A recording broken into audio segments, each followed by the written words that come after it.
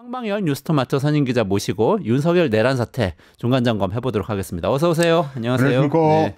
지금 속보로 김용현 전 국방부 장관이 또 기자회견을 하고 있다 이런 얘기가 나오고 있는데요. 이게 또 MBC, JTBC 이런 언론사는 오지 마라. 언론사도 자기가 찍먹하는 걸로 얘기를 해가지고 굉장히 많은 반발을 사고 있는데 좀 어떻게 보고 계세요?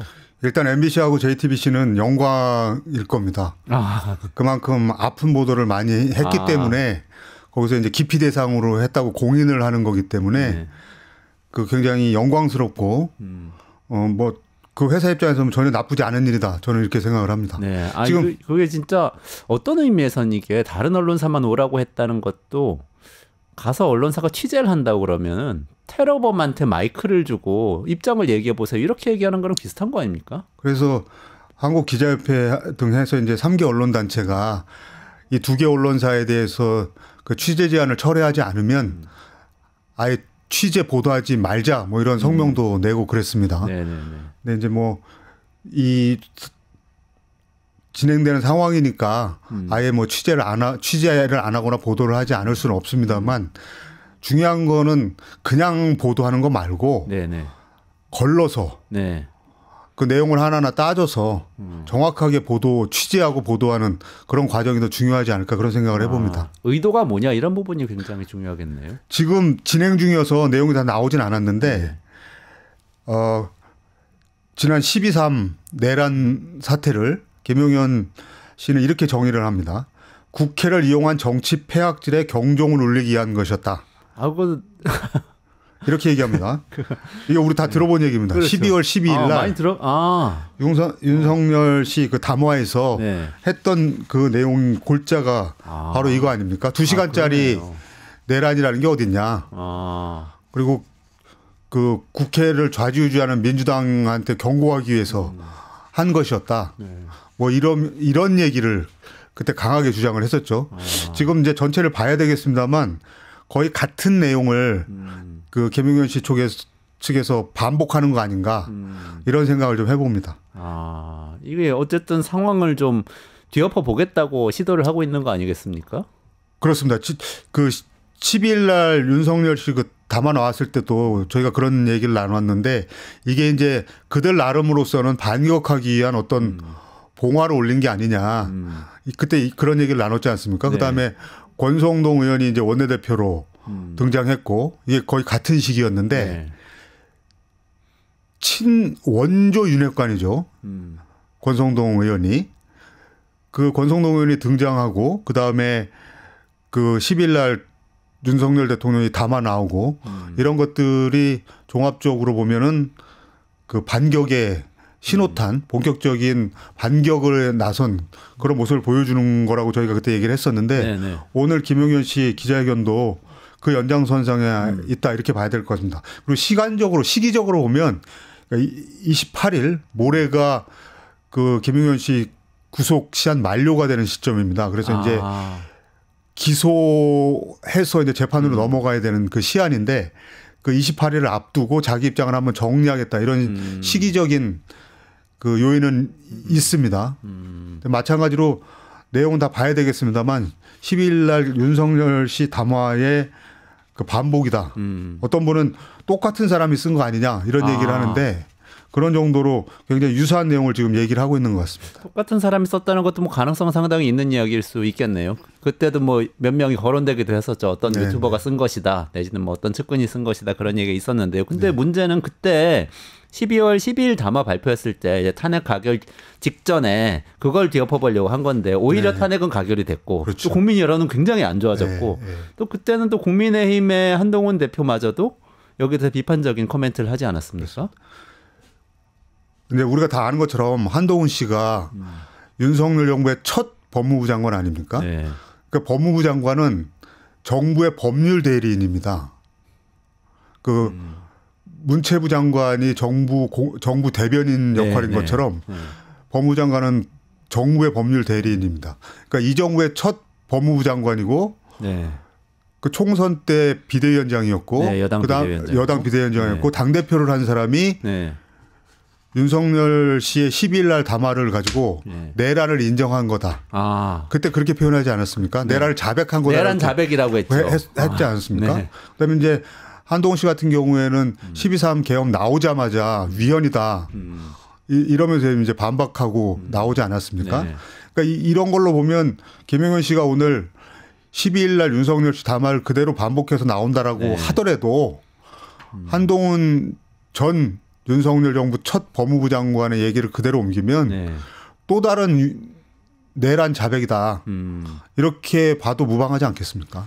무방하겠네요. 그러면 지금 일단은 뭐 김용현 씨의 지금 주장은 이미 윤석열 씨가 그 전에 했던 것이기 때문에 내용을 반복할 필요는 없을 것 같고요. 이 다음에 어떻게 되냐가 궁금한데 말씀하신 것처럼 김용현 씨는 이제 기소가 당연히 되겠죠. 검찰에 의해서. 그렇죠. 현재로선 검찰이 네. 기소를 할 테고. 네. 그러면 그 다음에 관심이 가는 거는 내란 우두머리라고 할 수 있는 윤석열 씨 신병인데요. 그러면 그쪽으로 수사가 더 수사망이 좁혀진다 이렇게 봐도 되는 걸까요? 이제 그렇게 가야죠. 가야 되는데 지금 공수처가 이제 주춤주춤 하고 있는 겁니다. 25일 크리스마스 때 그 출석해라 이렇게 요구를 했는데 가뿐하게 윤석열 씨가 지려 밟아버렸습니다. 그러고 나서 이제 그럼 체포해야 되는 거 아니냐? 당연히 이런 얘기가 나오는데 뭐 거기까지 가는 과정은 단계가 뭐 아직 많이 남았다. 이런 이제 소리를 합니다. 그리고 이제 3차 소환을 조율하겠다. 이렇게 얘기를 하고 있는데 지금 윤석열 씨의 전략을 보면 기본적으로 수사에는 응하지 않겠다. 그다음에 탄핵 심판에 대응하는 거를 기본적인 대응 전술로 삼고 있는 거로 보이는데 탄핵 심판에 대한 것도 시간 끌기입니다. 일체 서류를 접수를 하지 않고 있지 않습니까? 네네네. 그래서 심지어 그 헌법재판소에서는 그 서류를 접수 안 하는 것에 대해서 지난 월요일 날인가 기자회견을 하지 않았습니까? 헌법재판소에서 지난 20날 송달된 것으로 간주하겠다. 네네네. 그리고 나머지 이후 절차를 진행하겠다. 네. 이렇게 가고 있는 거죠. 헌법재판소도 좀 화가 많이 나긴 나겠어요. 이런 식으로 한다는 거는. 그러면 여기까지 한번 정리해 보면 기자님 이렇게 정리를 해도 될까요? 윤석열 씨와 김용현 씨가 있는데 지금 대응하는 방식을 보면 12월 12일에 강변했던 그 입장을 계속 되풀이하면서 이미 뭐 여당 대표로부터도 이 그 내란 자백이라는 이야기를 비판받았던 그 이야기를 강조하면서 수사와 재판에는 계속해서 시일을 늦추는 방식으로 그렇죠. 대응하면서 일부 이 극단적인 지지 세력이 있을 수 있다고 믿으면서 그분들이 결집하기를 지금 바라면서 선동을 하고 있다. 이렇게 봐도 될까요? 그렇죠.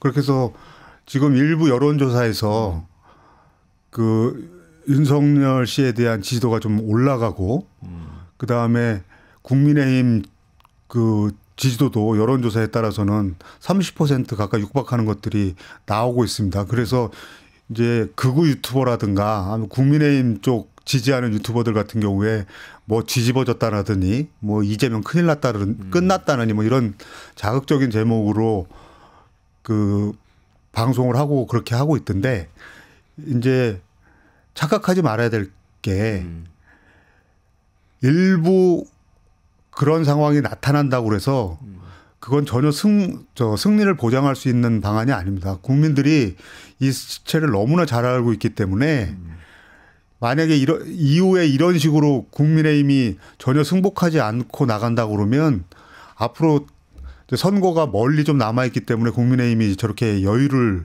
부리는데 선거에서 족족 다 깨질 겁니다. 그렇죠. 지금처럼 나가다가는 헌법재판소에서 당연히 순리대로 하자면 탄핵 인용될 것이고 윤석열 씨는 체포되고 구속될 것이고 내란 혐의로 수사를 받고 결국엔 법정에 설 것이고 그 과정에서 국민의힘은 선거를 계속 치러야 되잖아요. 그러면 국민의힘은 사실 뭐 법적으로 내란을 옹호했기 때문에 해산되지 않는다고 하더라도 사실상 해체 상태에 갈 수밖에 없다. 이런 예측밖에는 들지 않는데 그래도 이렇게 버티고 있는 게 참 이해는 잘 안 갑니다. 그러니까 권영세 의원이 지금 비대위원장으로 곧 등장을 하는 수순에 있는데 권영세 위원장이 이 질문에 이제 답을 해야 됩니다. 그러니까 비상계엄에 대해서 사과한다 이런 얘기가 나오는데 그러면은 왜 비상겸 해제하는 표결에는 당신은 참여하지 않았느냐. 그리고 그게 문제가 있다라고 했으면 왜 탄핵 투표에는 또 참여하지 않았는가. 그럼 무슨 사과냐 그게. 이 질문에 이 두 가지 질문에 대해서 답을 해야 될 겁니다. 답할 수가 없을 겁니다. 답할 수 없는 질문일 것 같네요. 네.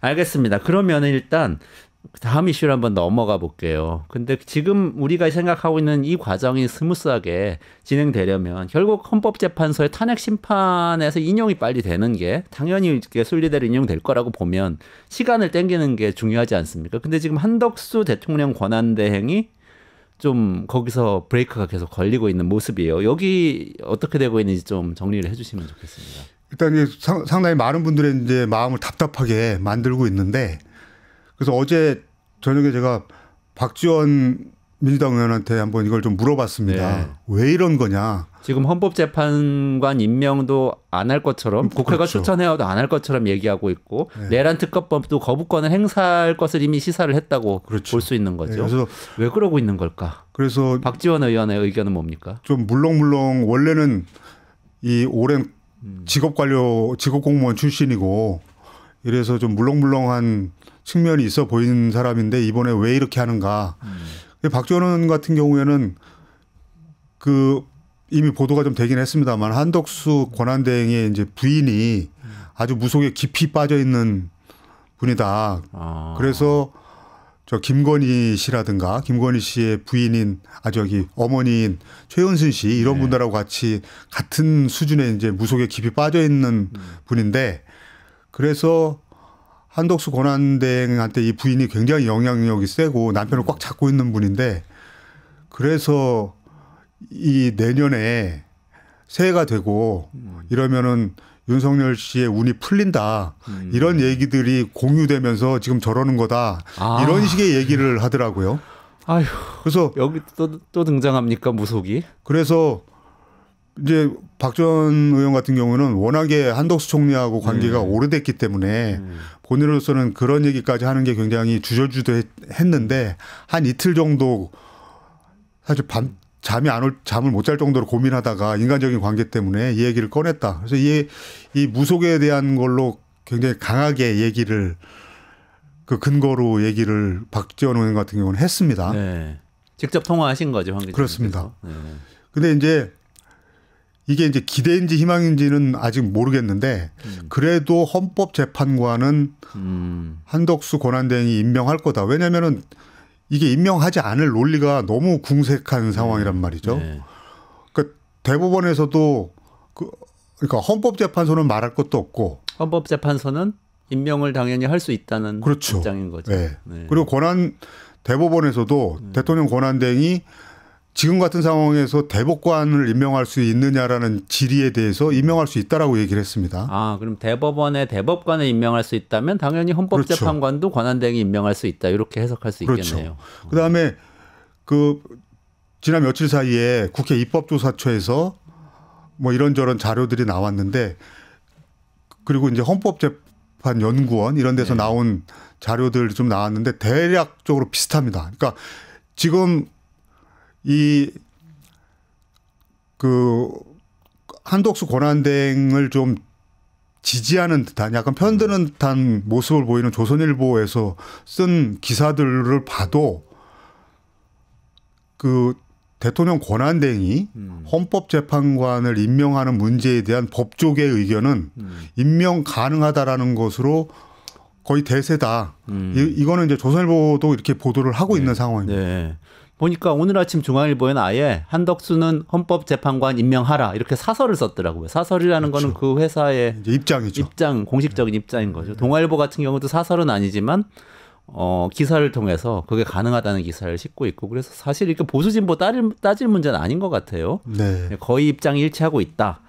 그렇지만 한덕수 총리는 계속해서 지금 임명을 안 할 수 있다고 이야기를 하면서 그 이유로 여야가 합의를 해서 가져와라 이렇게 얘기를 하고 있지 않습니까? 이 부분은 어떻게 생각을 해야 되나요? 그러니까 여야에서 합의를 해서 갖고 와라. 이게 이제 전형적인 이제 핑계인 거죠. 이미 황교안 권한대행 때 임명한 사례가 있단 말이죠.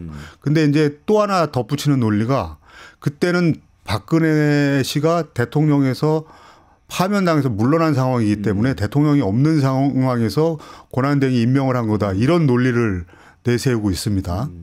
근데 지금 그 국회에서 청문회 거쳐가지고 국회에서 지금 표결하는 오늘 이제 표결하게 되는 헌재재판관 3명은 다 국회 추천 몫입니다. 그렇죠. 그러니까 이전에서도 마찬가지로 이게 대통령이 그 사람들을 국회 추천 몫을 임명하는 거는 사실은 이제 형식적인 절차인 거죠. 네네. 그러니까 한덕수 대행의 지금 논리가 많이 떨어집니다. 네.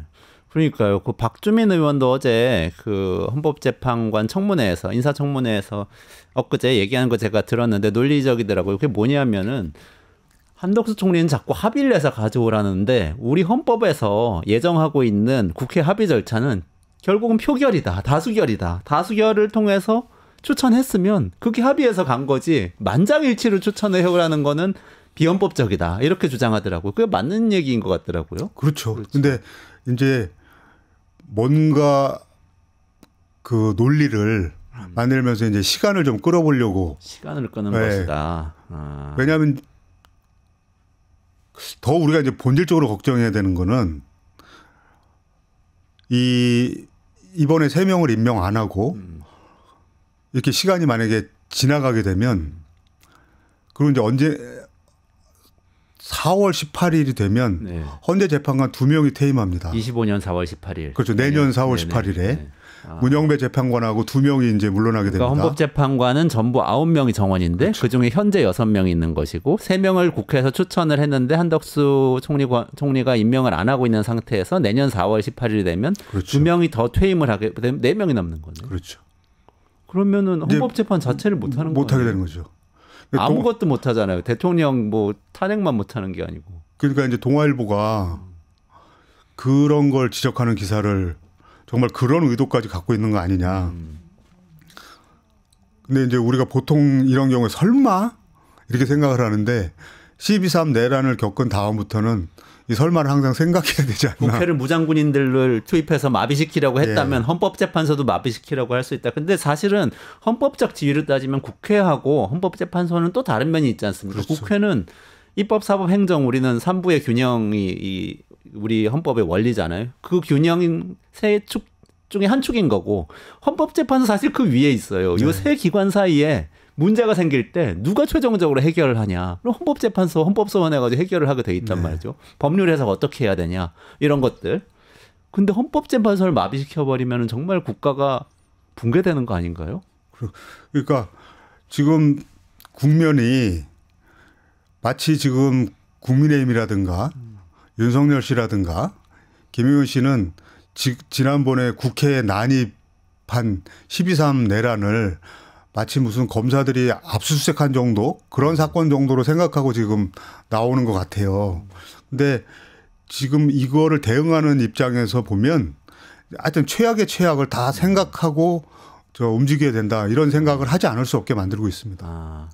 민주당에서는 한덕수 총리가 26일까지 그 헌법재판관 임명을 하지 않을 시에 27일 오전까지 하지 않을 시에는 탄핵하겠다 이렇게 그렇죠. 얘기하고 있죠. 그런데 이 탄핵 요건을 가지고도 지금 또 국민의힘 쪽에서는 논쟁을 벌이고 있죠. 지금 이제 탄핵 의결 정족수 네네네. 이걸 가지고 이제 따지고 있는 거죠. 근데 이제 제가 아까 말씀드리면서 약간 좀 꼬인 게 있었는데 아까 말씀드린 대목에서 이제 헌법재판연구원이라든가 네네네. 국회 입법조사처에서 각각의 이제 입장을 냈습니다. 여기는 각각의 연구소인 거죠. 헌법재판소에 그렇죠. 연구소가 있고 국회에 연구소가 있고. 그렇죠. 네네. 그렇게 해서 이제 각각의 의견들을 낸 거를 종합해 보면 대통령 권한대행 국무총리를 탄핵할 경우에 대통령 권한대행으로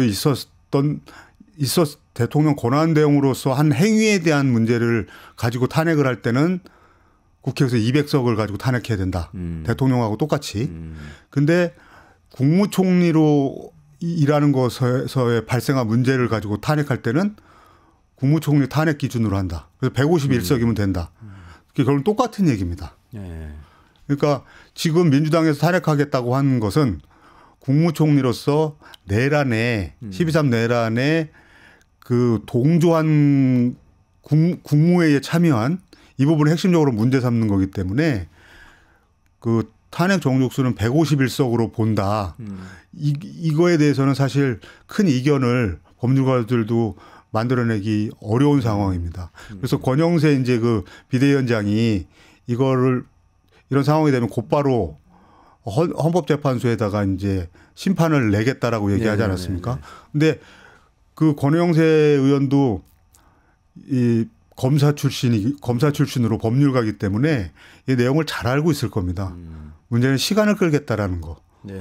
그리고 이거를 자꾸 그 쓸데없는 이슈를 만들어서 논란을 만들고 그렇게 하면서 시간을 끌겠다. 이런 의도로 봐야 됩니다. 이 법기술자들 진짜 문제입니다. 그러고 보니까 권영세 비대위원장 되실 분, 내정자인지 뭔지 모르겠지만 비대위원장 국민의힘 되실 분, 권성동, 윤석열 다 검사 출신인 거죠. 참 정말 큰일입니다. 이 법기술자들. 권영세, 권성동 이 쌍권총 가지고 안 될 겁니다. 쌍권총 가지고 안 됩니까? 알겠습니다. 그런데 사실은 이 상황이 빨리빨리 진행이 돼야 되는데 계속 늦추는 전략으로 나오고 있는데 이 빨리빨리 돼야 되는 이유가 우리 국민들 마음이 점점 더 급해져요. 점점 더 끔찍한 내란 음모 정황이 계속 나오고 있지 않습니까? 노상원 전 정보사령관 수첩 얘기가 지금 계속 언론에 보도가 되고 있죠. 네. 근데 거기서 정말 백령도 계획이라는 백령도 사살 계획? 네. 이 단어가 언론에 나왔어요. 어떤 얘기인지 좀 설명을 해 주시죠. 그러니까 이제 민주당의 이성윤 의원이 공개를 한 거죠.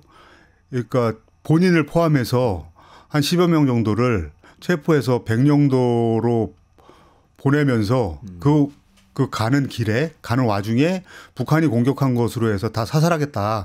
이런 계획을 짰다. 근데 이제 아직까지 이건 좀 더 지켜보긴 해야 되는데 그 경찰에서 얘기하는 걸로는 그 노상원 수첩에 있는 내용은 아니다. 뭐 이런 얘기를 하고 있습니다. 그래서 이 부분은 좀 더 지켜보긴 해야 될 것 같습니다. 그렇군요.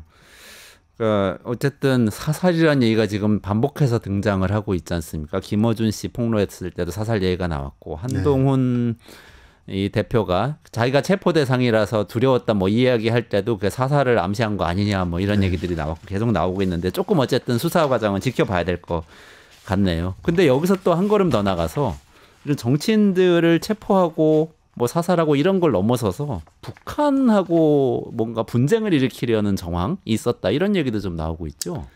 이 굉장히 중요하게 봐야 되는 대목입니다.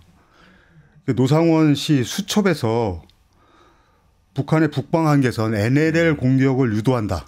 이런 표현이 있습니다. 그다음에 그냥 개별 단어로 오물풍선 이런 단어가 나온 겁니다.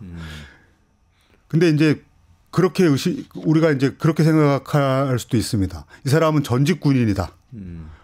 퇴역한 지가 한 2018년에 이제 그 성추행 문제에서 불명예스럽게 재판받고 잘린 사람인데 이 사람이 실제 얼마만한 영향력을 행사할 수 있었겠느냐 이런 생각을 할 수 있습니다. 근데 이미 민주당에서 김용현 전 국방장관이 지난 10월에 있었던 평양 무인기 침투 사건 이거를 김용현 씨가 지시했다. 이런 유력한 제보겠다고 공개한 게 있습니다. 그다음에 또 오물풍선 북한의 오물풍선을 보내는 원점을 타격하라는 지시를 했는데 합참의 그 지휘부 김명수 합참의장 이런 사람들이 이거를 거부해가지고 이행하지 못했다. 이것도 이제 민주당이 제보를 받았다고 그래서 이제 공개한 적이 있습니다. 그러니까 이 두 개를 다 맞물려서 지금 봐야 됩니다. 그리고 전직 군인이고 뭐 그러니까 퇴역한 사람이고 그다음에 안산의 뭐 애기보살이니 뭐 롯데보살이니 이렇게 이제 희화돼서 얘기하고 있지만 실제로 이 사람이 김용현 씨한테 굉장히 많은 영향을 이번 12.3 내란 관련해서 준 거는 분명하게 영향을 줬다라고 봐야 되거든요. 그래서 이 부분을 이런 노상원 그다음에 김용현이 계획한 것으로 기획한 것으로 추정되는 의심되는 아직은 의혹 단계지만 이 북풍 문제를 굉장히 주의 깊게 봐야 됩니다. 그러니까 NLL 침범을 유도한다는 것은 그 사실 오물풍선 원점 타격을 해서 NLL 침범을 밀고 들어오게 하는 방법일 수도 있고 여러 가지 방법일 수 있겠네요. 실제로 오물풍선은 타격을 했다는 한겨레 보도도 있더라고요. 그렇죠. 그러니까 이제 레이싱 드론이라는 걸로 네. 국정원에서 그 오물풍선을 격추해 가지고 윤석열 씨의 칭찬을 받았다 이런 내용을 이제 보도를 했습니다. 그런 것들을 보고를 받고 칭찬하고 하는 과정에서 계속 뭔가 더 큰 일을 벌여야 되겠다는 확신을 윤석열 씨가 얻게 됐을 수도 있겠네요. 그렇죠. 그리고 뭐 이제 이게 의심되는 사건들이 이들이 이런 걸 기획했다는 것이 확인된 다음에 이전 것들을 이제 복귀해 보면 지난 6월에 서북도서, 그러니까 우리 이제 서해 연평도에서 해병대 등이 아주 대규모 포격을 합니다. NLL 쪽으로. 네. 근데 2010년에 기억하실 겁니다. 2010년에 연평도 포격 사건 네, 발생한 적이 있었습니다. 그때 끔찍했죠. 그래서 그러니까 우리 측에서 NLL 선상으로 이제 포격한 것에 대해서 북한이 공격을 해온 거죠. 근데 물론 이제 2010년에 네, 그게 이제 천안함 폭침 사건에 대한 폭침 사건으로 긴장이 굉장히 높아 있던 상황에서 벌어진 일이었는데 이번에 올해 6월에 그 그러니까 연평도하고 백령도에서 포격했던 거는 그때 2010년 포격했던 것보다도 훨씬 많은 양의 높은 수준의 무기를 가지고 포격을 했던 겁니다. 포격을 했던 네. 거고 우리 쪽에서 한 거죠. 네. 네. 그러니까 근데 반격은 들어오지는 않은 거네요. 그러니까 어떤 의미에서는 유도를 한 거네요. 라고 지금 의심할 수 있는 거죠. 유도를 했는데 반격이 안 들어와서 다행이었다고 얘기해야 되는 참 끔찍한 상황이네요. 그리고 또 하나는 그 많이들 기억하실 겁니다.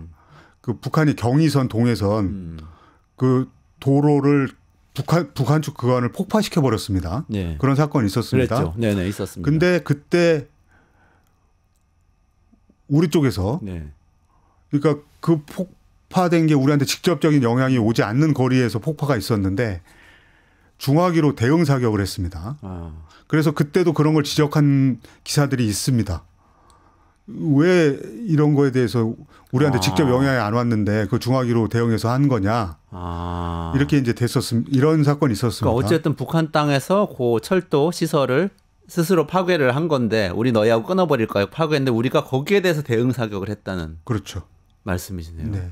그거는 정말 분쟁을 유도한 거라고 이제 볼 수도 여전히 아직까지는 이제 의심 단계인데 이런 부분들을 계속 이제 봐야죠. 이 부분은 굉장히 얘기가 이제 앞으로 많이 나오게 될 겁니다. 야, 그러면은 이게 내란이 12월 3일 한 번 계엄군을 국회로 보내고 선관위 접수하고 하면서 시도를 했다가 물러난 것은 절대 아니고 그 전부터 계속 단계적으로 북한과의 이 분쟁을 유도하면서 명분을 쌓아오다가 또 12월 3일 이후에도 어떻게 다른 곳들을 접수를 하고 이 분쟁을 일으키고 정치인들을 어디에 가두고 할지를 좀 장기적으로 플랜을 가지고 접근을 했다. 이렇게 볼 수도 있는 그렇죠. 상황이네요. 지금 빠르게는 지난해 12월부터 윤석열 씨가 계엄 얘기를 했다.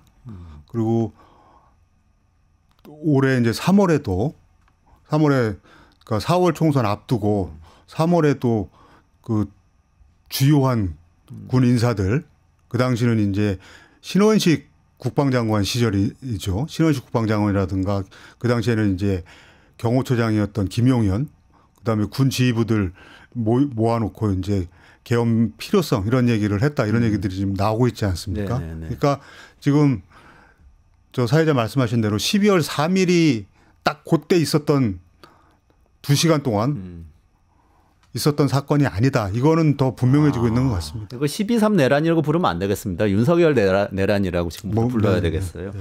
그 마지막으로 근데 우리 딱 이렇게 북한하고 뭔가 하려고 그랬다. 정권을 뭐 어떻게 유지하기 위해서 그런 얘기를 들으면은 북풍이란 단어가 생각나면서 자동적으로 과거에 몇 번 그런 적이 있었잖아요. 뭐 총풍 사건 이런 것도 있었고. 그러니까 우리 한국 정치에서 북한 변수가 한국 정치를 좌지우지한 예는 어마어마하게 많습니다. 다 기억들 하실 겁니다. 네. 근데 이제 대표적인 거를 보면 그 1987년에 그러니까 삼김, 그러니까 김대중, 김영삼, 김종필 그리고 노태우. 네. 전두환의 후계자 노태우가 붙었던 그 선거를 다 기억하실 겁니다. 근데 그 선거 전날 김연희가 압송돼 옵니다. 아, 칼기. 네. 칼기 폭파범이라고 하면서. 그렇죠. 네. 근데 투표 전날이었군요. 그게 대선 전날입니다. 근데 그게 그냥 공교롭게 대선 전날에 그 체포돼서 압송되어 온 게 아니고 당시 안기부에서 무지개 공작이라는 작전을 합니다. 네. 그렇게 해서 대선 전에 데려온다.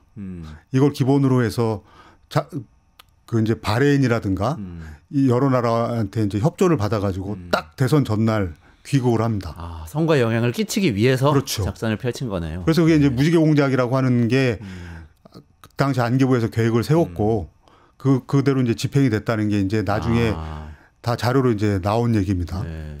그 다음에 또 기억을 하실 게 1997년 15대 대선 네. 이회창, 김대중, 네네네. 그 다음에 권영길 후보 뭐 이렇게 붙었던 겁니다. 이제 그때 이회창 후보 쪽에서 베이징에서 북한 측 인사들을 만나가지고 휴전선 무력 시위 요청을 합니다. 네. 결론은 실패했습니다만 네. 실제로 만나서 그런 요청을 한 것까지는 확인이 됐습니다. 그런데 이런 사건들의 특징은 뭐냐면 북한이 한 행동, 그러니까 칼기 폭발을 한 사건, 이거를 증폭, 활용, 그렇죠. 악용해서 선거에 영향을 미치게 만든 겁니다. 그다음에 1997년에 이회창 후보 측의 휴전선 무력 시위 요청은 북한하고 공모해서 뭘 하려고 했던 겁니다. 물론 잘 안 됐지만. 근데 만약에 97년도에 북한이 이회창 후보 측의 그 요청에 응해가지고 그때 판문점에서 총을 쏘고 나왔으면 그때 대선이 어떻게 됐을까요? 그럼 긴장이 고조되면서 김대중은 북한하고 통화하는 인사니까 안 된다 그러면서 어마어마한 진짜 북풍이 일어났을 그랬겠죠. 겁니다. 그러면 그 당시에 이제 IMF 그 위기 속에서도 혹시 그 당의 후보 이회창 후보가 당선됐을지도 모릅니다. 그러니까요. 그때 IMF 바로 터지자마자 대선이 있었던 거잖아요. 그런데 여당이 또 당선이 될 뻔했던 거네. 북풍으로 인해서. 근데 이번에 아직까지는 의혹 단계고 지금 더 밝혀져야 되지만 지금 저 노상원 씨나 김용현 씨가 기획한 거는 지금 87년에 김연희 압송이나 97년에 그 북한에다가 무력시 요청한 거 이것들은 지금 노상원 씨나 김용현 씨가 계획한 게 사실이라고 하면 이전 것들은 애교 수준입니다. 아, 그래요? 훨씬 차원이 다른 거죠. 왜냐하면 북한이 한 행동에 대해서 뭔가 그걸 가지고 활용하려고 했다거나 북한하고 뭘 하려고 그런 게 아니고 이거는 우리가 공격해서 북한이 반응하고 그래서 국지전을 만들어 가지고 계엄의 명분을 삼겠다고 한 겁니다. 이 자체도 놀라운 거지만 전쟁을 일으키려고 한 거잖아요, 실제로. 그렇죠. 공작 수준이 아니고. 네. 그리고 비상계엄을 만들기 위해서. 근데 이거 자체도 문제지만 국지전이라고 하는 것이 발생했을 경우에 이게 전면전으로 확대되지 않을 거라고 누가 보장할 수 있습니까? 분쟁하고 일어났다가 북한이 딱 봐서 눈치를 보니까 이길 수 있을 것 같아요. 그럼 확 밀고 들어올 거 아닙니까? 그리고 큰 전쟁은 우발적인 상황이 커지면서 겹치면서 대형 전쟁으로 번져가는 경우가 굉장히 많습니다. 1차 세계대전을 연구한 학자들의 공통적인 게 뭐냐면 저게 원래 저렇게 커질 전쟁이 아니었다라고들 얘기합니다. 아, 그렇죠. 그때도 오스트리아 그 황태자 암살 사건으로 해서 시작이 됐는데 이게 전 세계대전으로 비화된 거는 당시 정치인들이 호전적인 군부를 억제하지 못해가지고 전쟁이 확대됐다. 그래서 이제 유명한 말이 이제 전쟁은 너무 중요해서 군인들한테만 맡겨놓을 수 없다 이런 말이 나오게 되는데 저런 북한의 북한의 반격을 유도해서 국지전을 일으키겠다라고 한 것 자체도 정말 경천동지할 사건이지만 그렇게 해서 전면전으로 가지 않을 거라는 걸 누가 보장할 수 있겠습니까? 그렇죠. 정말 경악스러운 사실은 세계 정세에도 굉장히 큰 영향을 끼칠 수가 있는 사건이 될 뻔했어요. 그래서 지금 우리가 좀 등한시하게 우리가 이제 굉장히 분단 상황에 익숙해 있기 때문에 좀 둔감해진 측면도 있는데 지금 중국 같은 데서는 2024년 9월, 10월에 한국에서 전쟁이 굉장히 높았다라는 네, 분석들 네. 그런 시각이 굉장히 많습니다. 네. 이미 그런 정보들을 어느 정도는 좀 눈치를 채고 있었다. 왜냐하면 윤석열 정부 하는 짓이 너무 위험해 보이니까. 너무 위험해 보인다는 거죠. 그리고 이번에 12.3 그 내란 났을 때 미국이 굉장히 빨리 움직였지 않습니까? 그리고 굉장히 많은 이전에 비교할 수 없이 강도 높은 발언을 그렇죠. 했어요. 막 개입을 막 했죠. 그렇죠. 사실상. 네. 그러니까 오판이라고 그러고 아주 심한 오판을 하고 있다고 그러고 불법이라고 표현하고 한국의 민주주의 질서가 회복돼야 된다. 그러니까 대통령 빨리 탄핵해야 된다 이런 얘기를 외교적으로 한 우리 얘기였거든요. 특정 대통령하고 동맹이 아니고 우리 대한민국하고 동맹이다 이런 얘기도 하고. 그렇죠. 그래서 미국 같은 경우도 지금 한국 상황을 굉장히 위험하게 봐왔다라는 반증으로 저는 봐야 된다고 생각을 합니다. 그러네요. 새겨볼 말이 많습니다. 우리나라 법에서 현직 대통령은 내란과 외환 이외에는 뭐 이렇게 수사받고 소추될 수 없다고 돼 있는데 그러면 사실 외환도 추가되네요. 내란도 그렇죠. 내란이지만 외환도 할 뻔했어요. 정권을 지키기 위해서 왜곡하고 전쟁을 하고 그러면 외환 아닙니까? 저기 군복을 입고 있는 노상원 씨는 외환죄로 수사를 곧 받아야 될 겁니다. 네. 그다음에 이제 이게 진짜 김용현 당시 국방장관하고 어떻게 논의가 됐는가. 그다음에 윤석열 씨한테는 보고가 어떻게 돼가지고 어떻게 논의됐는가. 이거 밝혀야 됩니다. 알겠습니다. 오늘 굉장히 중요한 말씀 해주셨네요. 윤석열 내란은 내란일 뿐만 아니라 외환이기도 했다. 북한하고 전쟁을 실제로 일으키려고 했다는 정황이 여러 군데서 발견되고 있다. 오늘 황방열 뉴스토마토 선임 기자님하고 이 중요한 말씀 좀 짚어봤고. 유튜브 구독하고 실시간 채팅과 댓글을 남기시면 매일매일 7,000TTCO를 드립니다. 참여 방법은 통통물 어플을 다운로드하고 회원가입과 로그인을 해주세요. 마이페이지에서 나의 회원 고유 번호를 복사해주세요. 유튜브 구독 후 실시간 채팅이나 댓글창에 고유 번호를 한 번만 입력하면 준비 끝! 지금 유튜브 채팅과 댓글 쓰기 참여하고 7,000TTCO 받아가세요.